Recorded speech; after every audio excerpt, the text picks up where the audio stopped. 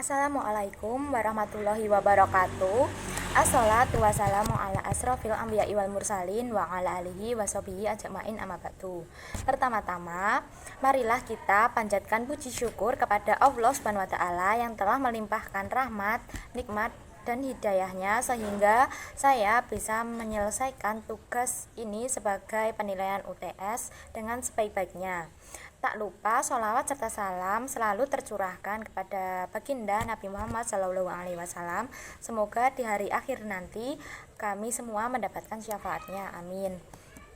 Sebelumnya, yang terhormat Bapak Muhtafiq STP MSI selaku dosen pengampu mata kuliah KDIPA Kimia serta teman-temanku yang saya sayangi. Perkenalkan, nama saya Pramisya Arinda Aryana Putri dengan NIM 203141103 dari kelas 4D PGMI UIN Raden Mas Said Surakarta. Ini saya ingin membahas hukum-hukum dasar kimia. Sebelum masuk pada materi yang akan saya bahas, apa sih pengertian dari hukum dasar kimia itu sendiri, teman-teman?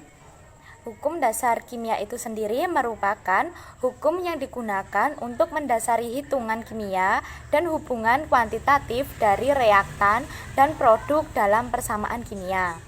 Aspek kuantitatif itu sendiri dapat diperoleh dari pengukuran massa, volume, konsentrasi yang terkait dengan jumlah partikel seperti atom, ion, ataupun rumus kimia yang terkait dalam persamaan reaksi kimia.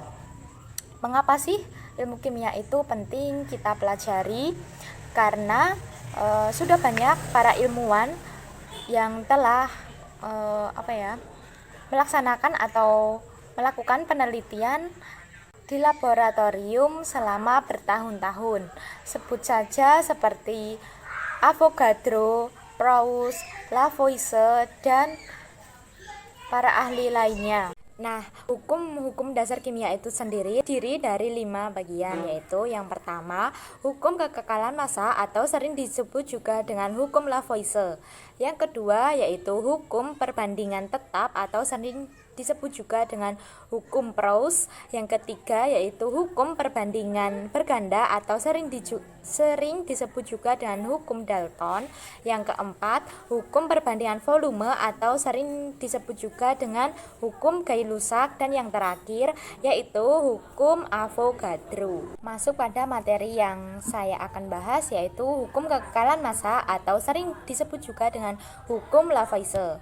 Hukum Lavoisier itu sendiri dicetuskan oleh ilmuwan asal Perancis yang bernama Antoine Laurent Lavoisier. Dalam penelitiannya, Lavoisier ini melakukan pembakaran merkuri cair yang berwarna putih dengan oksigen sampai dihasilkan merkuri oksida yang berwarna merah. Tidak hanya sampai sini saja, Lavoisier memanaskan kembali merkuri oksida sampai berbentuk merkuri cair yang berwarna putih dan oksigen. Nah, kesimpulannya yaitu hukum Lavoisier atau kekekalan massa, di mana massa zat sebelum reaksi sama dengan massa zat setelah reaksi. Selanjutnya yaitu contoh soal mengenai hukum kekekalan massa atau hukum Lavoisier, di mana dalam contoh soal ini diketahui bahwa ada 3 gram magnesium klorida dengan 9 gram klorin yang menghasilkan 12 gram magnesium klorida, di mana dalam soal ini kita bisa menuliskan secara sederhana yaitu massa magnesium ditambah massa klorin menghasilkan magnesium klorida yang bermassa gram. Sehingga kita bisa menjawabnya yaitu di mana massa magnesium tadi sudah diketahui 3 gram dengan dijumlahkan massa klorin yaitu 9 gram yang menghasilkan 12 gram magnesium klorida.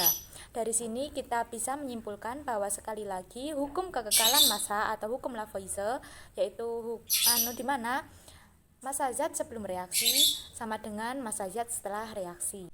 Sekian materi pembahasan yang bisa saya sampaikan pada pembahasan ini.